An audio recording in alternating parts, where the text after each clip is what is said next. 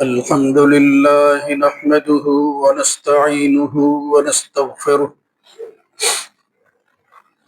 ونعوذ بالله من شرور أنفسنا ومن سيئات أعمالنا من يهده الله فلا مضل له ومن يضلل فلا هادي له وأشهد أن لا إله إلا الله وحده لا شريك له وأشهد أن محمدا عبده ورسوله اللهم صل على محمد وعلى آل محمد كما صليت على إبراهيم وعلى آل إبراهيم إنك حميد مجيد اللهم بارك على محمد وعلى آل محمد كما باركت على إبراهيم وعلى آل إبراهيم في العالمين إنك حميد مجيد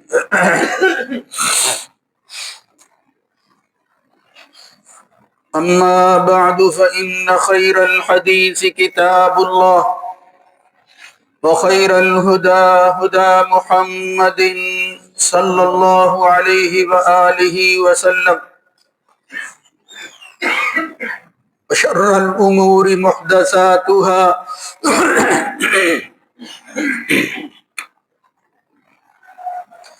وكل محدثة بدعة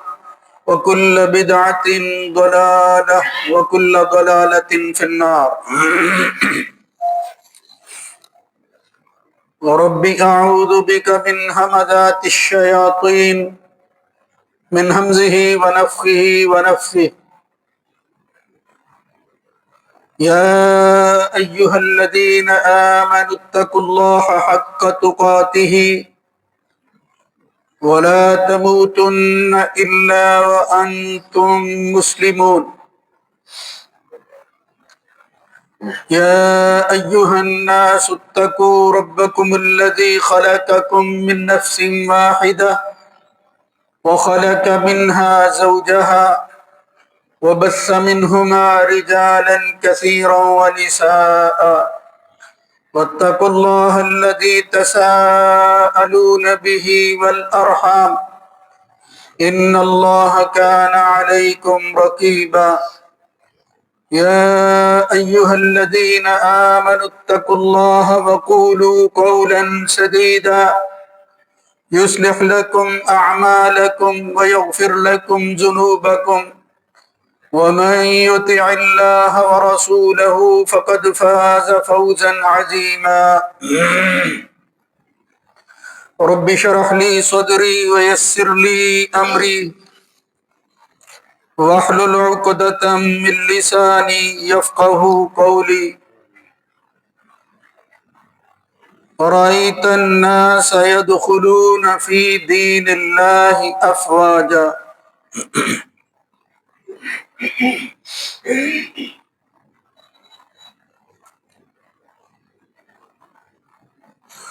اور آپ لوگوں کو دیکھیں گے کہ وہ اللہ کے دین میں گروہ در گروہ لشکروں کی شکل میں داخل ہوں گے۔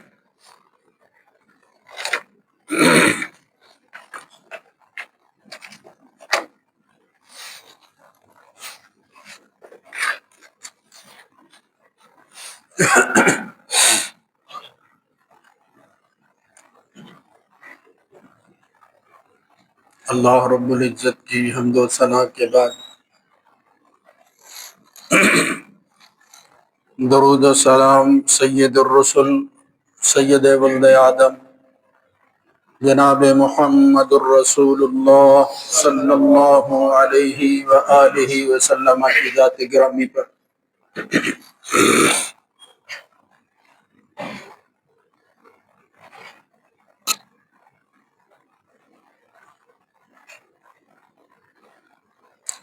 اللہ رب العزت نے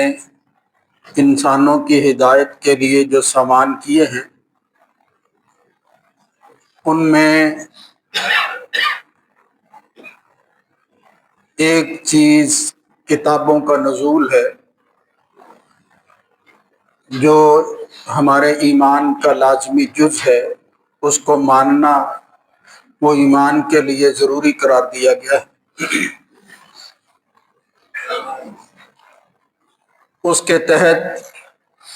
انسان مومن نہیں ہو سکتا جب تک وہ اقرار اور یقین نہ رکھے کہ اللہ رب العزت نے اپنی آخری کتاب، آخری ہدایت نامہ قرآن مجید فرقان حمید کی شکل میں ہمارے پاس اتارا.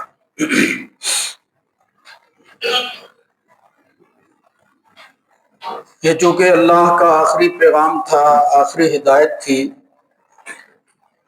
لہذا اس کے اندر جامعیت اور ایسی خصوصیات رکھ دی گئی کہ واقعتاً اس کے بعد کسی اور کتاب کی ضرورت محسوس نہ.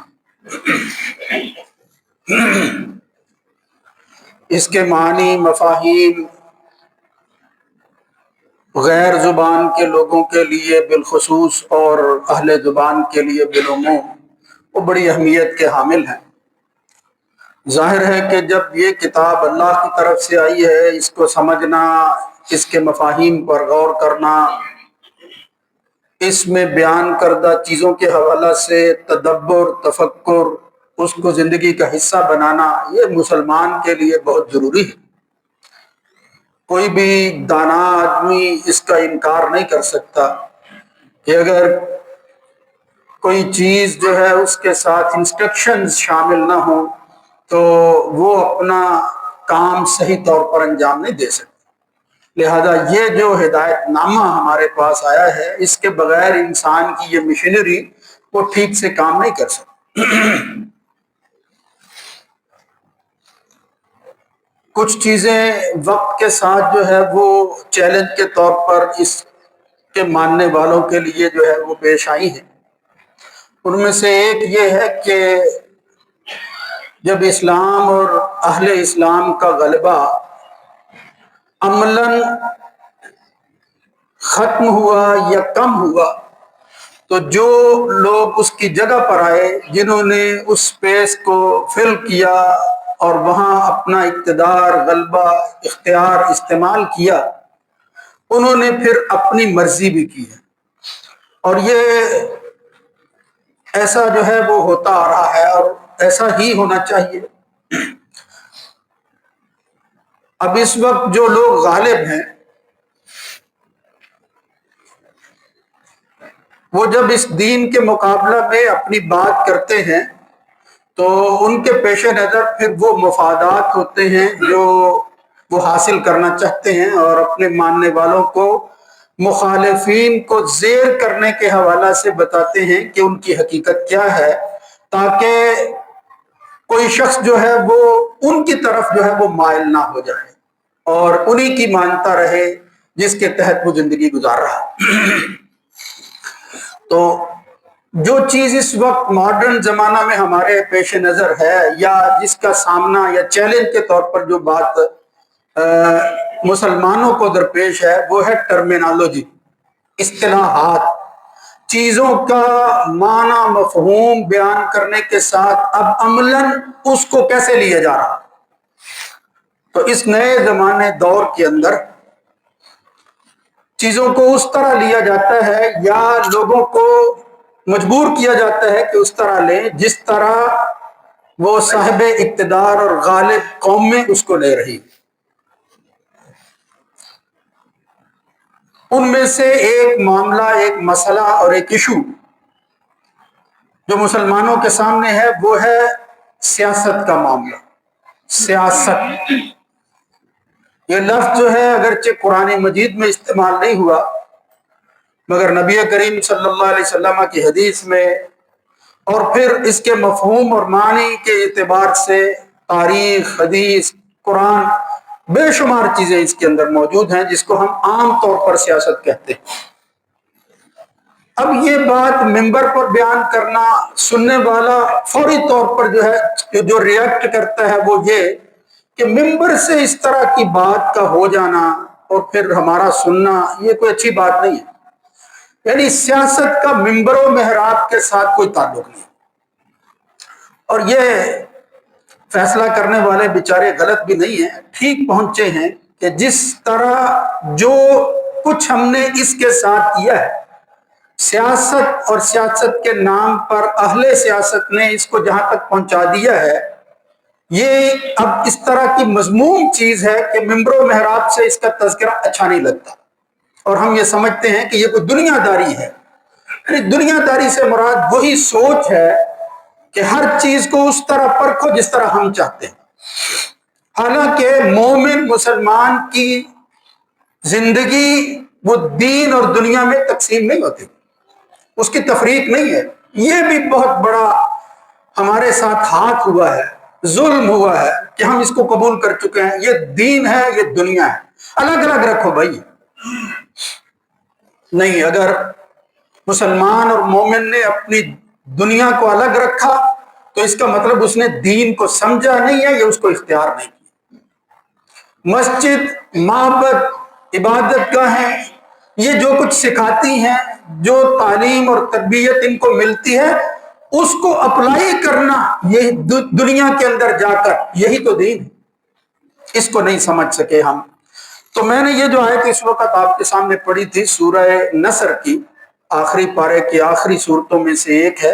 اللہ رب العزت نے بڑا جامع لفظ، بڑی جامعی نسبت کے ساتھ بیان کیا ہے۔ یہ لفظ عام قرآن مجید میں استعمال ہوتا ہے لیکن مختلف نسبتوں کے ساتھ، کہیں انسانوں کے حوالہ سے، کہیں قوموں کے حوالہ سے، اور کہیں جو ہے وہ اللہ رب العزت کے حوالہ سے یہ بات آئی ہے۔ دین کا لفظ، دین اللہ، ہمارے ہاں یہ کہا جاتا ہے دین الملوک۔ قرآن مجید کے اندر بھی اللہ فرماتا ہے، نبی کریم صلی اللہ علیہ وسلم اپنے مخاطبین سے کہتے ہیں لکم دینکم ولی دین، تمہارا دین تمہارے پاس، میرا دین میرے پاس۔ اس کا مطلب وہ بھی دین پر تھے۔ لہذا اب یہ دیکھنا ہے کہ دینوں میں سے صحیح دین کون سا ہے، کس کو ہم نے اختیار کرنا ہے۔ یہ قرآنی اصطلاح ان بڑی اصطلاحوں میں سے ایک ہے جس کو سمجھنا بہت ضروری ہے کہ دین کیا چیز ہے۔ وہ ان الدین عند اللہ الاسلام، یہ جو کہا گیا ہے کہ اللہ کے نزدیک الاسلام ایک ایسا ہے جس کو دین کہا جا سکتا ہے۔ تو اس کا مطلب کیا ہے؟ اس کا مطلب یہ ہے کہ اطاعت اور فرما برداری، جس کے سامنے جھک جانا ہے وہ دین ہے۔ کوئی ضابطہ، اصول اور قانون جو ہے وہ دین ہے۔ پھر جو کچھ ہم کر رہے ہیں اس کا بدلہ وہ دین ہے۔ اور ایک بڑا ہی ضروری معنی ہے غلبہ و اقتدار و اختیار، یعنی کسی کو مغلوب کرنا، اپنا اختیار استعمال کروانا، اس کو بھی دین کہا گیا۔ یہ چند معنی ہیں،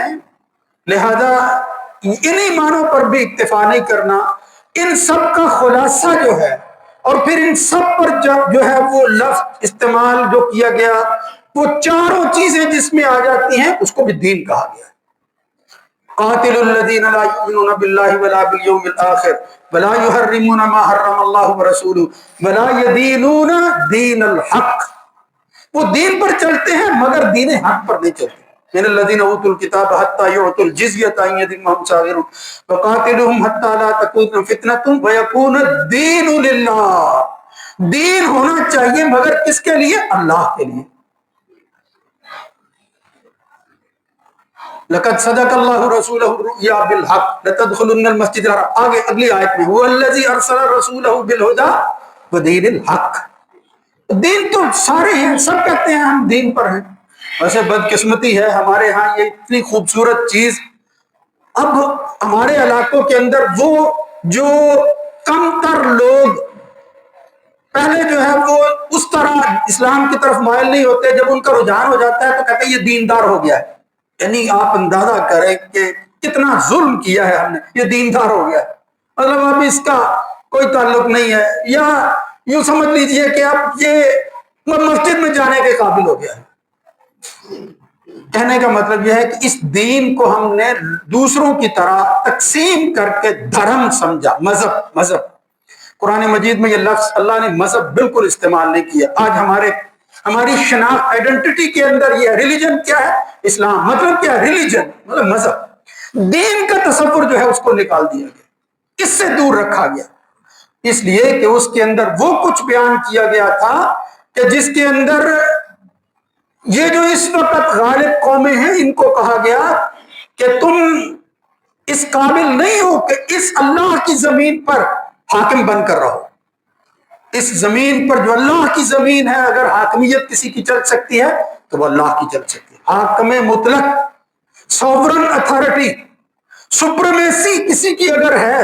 وہ اللہ رب العزت کی ہے۔ یہ ہے دین کا وہ غالب تصور،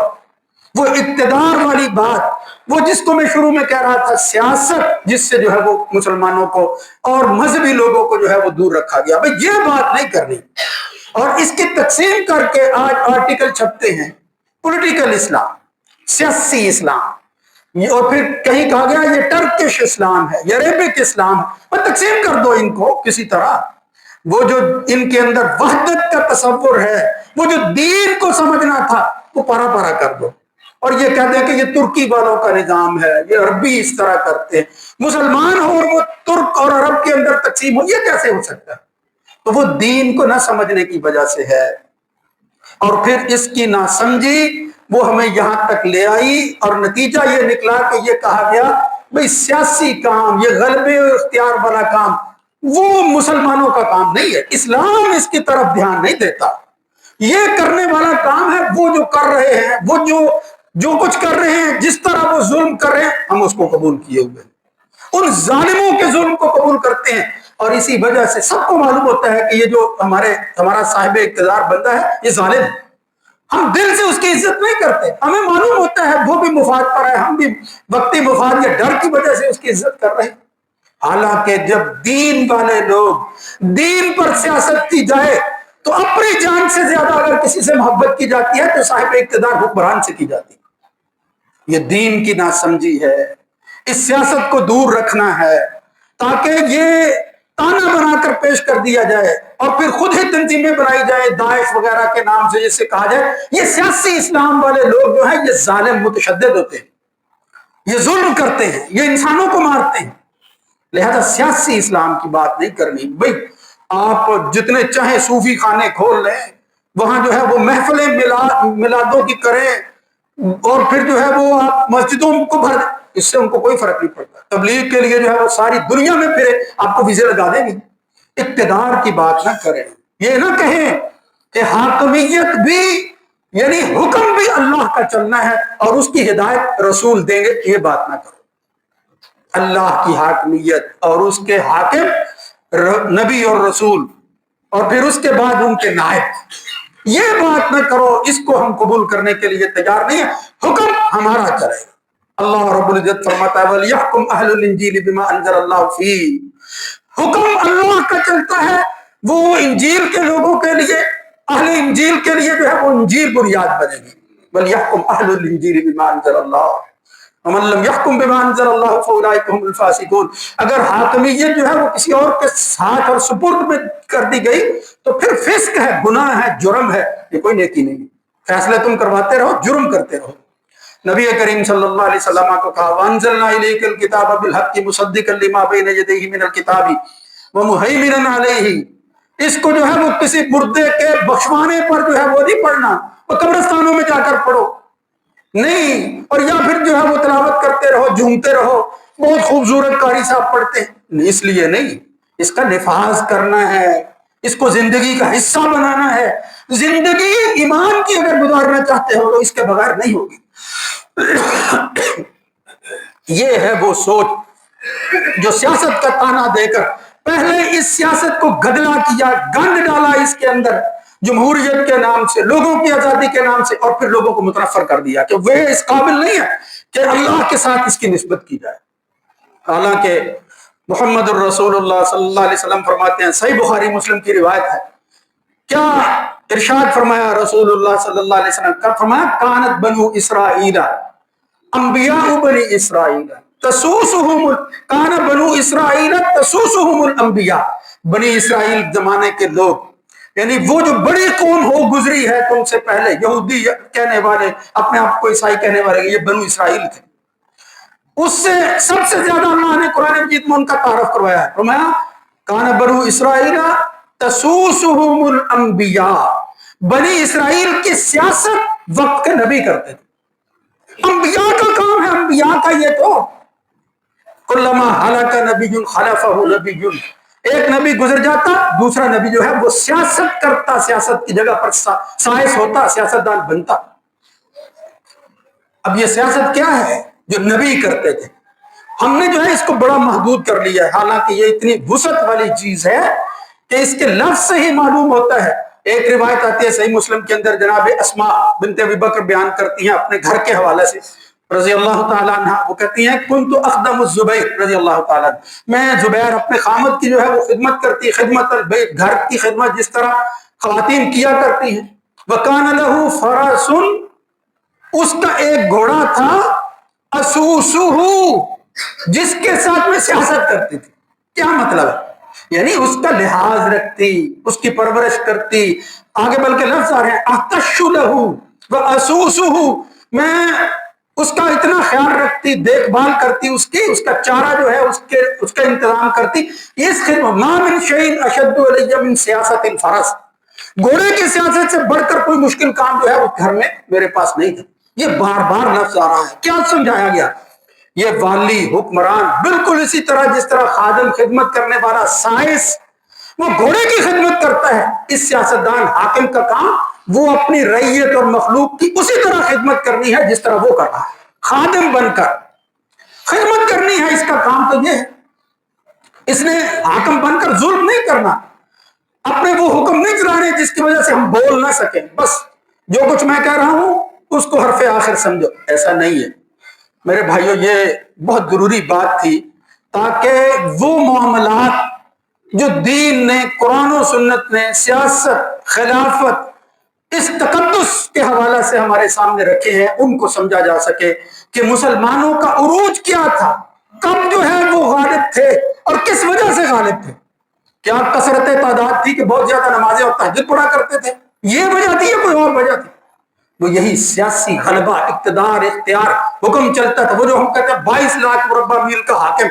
وہ کیا ہے؟ حاکم یہ نہیں ہے کہ وہ مسجد میں کوئی امامت کرواتے تھے، نہیں، واقعتاً اس کا فیصلہ 22 لاکھ مربع میں ایک ایک بندے تک جب پہنچتا ہے تو وہ سمجھتا کہ اس کو ماننا میرے لیے وہ دین ہے، یہ میرے ایمان کا حصہ ہے، ورنہ میں اس ایمان سے نکل جاؤں گا، اس لیے کہ اللہ نے اس کا حکم دیا ہے۔ اس کی تفصیل کے حوالے سے بات بیان کریں گے، مجھے صرف یہ بتانا تھا کہ دین لفظ کا غلط استعمال، دین کو محدود کرنا، حالانکہ اللہ نے کہا دین اللہ، ہم سب جس اس نظام کو قبول کیے ہوئے ہیں، یہ نظام بھی اگرچہ اسی طرح کا لفظ ہے، وہ ہے اللہ کا دین، انسانوں کا دین نہیں، ورنہ دین تو ماں کان لیا خدا فی دین الملک، بادشاہوں کے بھی دین ہوتے ہیں، اپنے اپنے دین ہیں جس پر چل رہے ہیں، جس طرح ہمیں لکم دینکم ولی دین، لیکن ہم نے کس پر چلنا ہے، وہ کس کو جو ہے وہ ہم نے دین سمجھنا ہے، وہ دین اللہ، اللہ کا دین، اللہ کا حکم، جب وہ آ جائے بڑے سے بڑا جو ہے اس کو اطاعت فرما برداری میں جھکنا ہے، یہی دین۔ اگر وہ جھکتا نہیں ہے دین کو نہیں سمجھ سکتا، وہ پھر دین والا نہیں ہے، اس نے دین کو سمجھا نہیں ہے۔ وَمَن يَبْتَغِ غَيْرَ الْإِسْلَامِ دِينًا فَلَن يُقْبَلَ مِنْهُ، اگر ڈھنگ، طریقہ، اسلوب، زندگی کا گزارنے کا طریقہ جو ہے وہ سنت تم نے کوئی اور ڈھونڈ لی اسلام کے علاوہ، فَلَن يُقْبَلَ مِنْهُ، ہرگز نہیں قبول کی گئی، وَهُوَ فِي الْآخِرَةِ مِنَ الْخَاسِرِينَ۔ اب اگر اس دین کو نہیں سمجھ سکے تو پھر آخرت میں کچھ نہیں ملے گا، جو کچھ بھی کر کے آگے خسارہ ہی خسارہ ہے۔ اس لیے میرے بھائیو، خدا را یہ جو تقسیمیں، یہ جو اجنبیت ہمارے ہاں پیدا کر دی گئی ہے، آج یہ بات سننے کے لیے کوئی تیار نہیں، یہ تو بہت اچھے بندے ہیں، اس لیے کہ سیاست کی بات نہیں کرتے، اس گند کی وجہ سے واقعتاً اب اچھائی کا معیار یہ ہو گیا ہے کہ صحیح سیاست کی بات کرنا، اللہ کی سیاست، اللہ کے نبیوں کی سیاست کی بات کرنا جو ہے یہ بھی مشکل ہو گیا۔ اسی لیے ہمارے اہل علم نے جب وقت جو ہے وہ اس نے پلٹا کھایا اور وہی کچھ ہوا جو اس وقت ہمارے ساتھ ہو گیا تھا، تو کہیں ابن تیمیہ پیدا ہوئے، کہیں جو ہے وہ امام ماوردی پیدا ہوئے، الاحکام السلطانیہ کے نام سے انہوں نے کتابیں لکھی، السیاست الشرعیہ فی اصلاح الرائی والرعیہ۔ میں سیاست تو نام ہی اس چیز کا ہے کہ حکمران کی اصلاح کیسے ہو سکتی ہے اور وہ پھر اپنی رعیت کی اصلاح کیسے کرے گا، ان کی تربیت کرنا، استصلاح الخلق، وہ استصلاح کرنا بارشادہم الی الطریق المنجی فی الدنیا والآخرہ۔ یہ سیاست کی تعریف کی جاتی ہے۔ ابن عابدین حنفی، وہ بڑے عظیم ہمارے بزرگ، وہ جن کا ایک نام ہے، وہ کہتے ہیں دنیا آخرت کے اندر اگر نجات کے لیے کسی راستے کی رہنمائی ہمیں مل سکتی ہے اور مخلوق کو اس کی طرف جو ہے وہ سکھایا جا سکتا ہے، ان کو ارشاد بھی ارشادہم، یعنی ان کی رہنمائی جو ہے وہ جس راستے کی طرف کی جا سکتی ہے کہ دنیا آخرت میں وہ نجات پالے، وہ کیا ہے؟ وہ استصلاح الخلق، وہ خلق کی اصلاح کرنا، ان کا بھلا سوچنا، یہ سیاست کہلاتا ہے، اس کو سیاست کہتے ہیں۔ اب خدا نہ خواستہ جو کچھ ہمارے ساتھ ہو گیا، اگر ہم اسی طرح رہے اور ہم نے رہنا ہے، یہ صرف میرے خطبے سے تبدیلی آنے والی نہیں ہے، جب تک عملاً اس سوچ کو اس طرح بیان کیا جائے جس طرح ہم نماز کی اہمیت کو بیان کرتے ہیں۔ یہ نماز کیا ہے؟ نماز یہ بھی سیاست کے بغیر جو ہے وہ بس اسی طرح ہے جس طرح دھرم کی دوسری چیزیں ہوتی ہیں، ورنہ جب مسلمان نماز پڑھتا ہے تو اس کا یہ نماز پڑھنا جو ہے وہ بڑے سے بڑی سٹیٹمنٹ سے، بڑے سے بڑے نعرے سے وہ زیادہ جو ہے وہ افیکٹو ہوتا ہے، ہوگا یہ نماز پڑھ، یہ کس کے سامنے جھکتے ہیں؟ ان کا معاملہ اب بھی رہی دنیا کے اندر بھی، جب کوئی سجدہ ریز ہوتا ہے لوگ اس کو عجیب نگاہوں سے دیکھتے ہیں، یہ کون لوگ ہیں؟ یہ اب بھی جو ہے وہ اپنی پیشانی کو زمین پر رکھے ہوئے ہیں، یہ کون ہے؟ اس طرح کی سوچ۔ لیکن میرے بھائیوں، اگر دین کی صحیح تفہیم ہو، اسلامی سیاسی شرعی سیاست جو ہے وہ اس کے پیچھے موجود ہو، تو پھر اس سجدے کی قدر ہو، لوگ پہچانے کہ یہ سجدہ کس کے سامنے کیا جا رہا ہے اور وہی اس لائق ہے کہ اس کے سامنے سجدہ ریز ہوا جائے۔ اللہ رب العزت ہمیں یہ باتیں سن کر سمجھنے کی توفیق نصیب فرمائے۔ اے اللہ ہمیں وہ دن دکھا، تیرے لیے کوئی مشکل نہیں ہے، جب ہم اپنی زندگی تیرے دین کے تحت گزار سکیں، اپنی مرضی کے تحت نہیں، اپنے بنائے ہوئے دینوں پر نہ گزاریں۔ اے اللہ ہم نبیوں کے بتائے ہوئے دین کو جو ہے وہ اپنی زندگی کا حصہ بنا سکیں۔ اقول قولی ھذا استغفر اللہ لي ولكم۔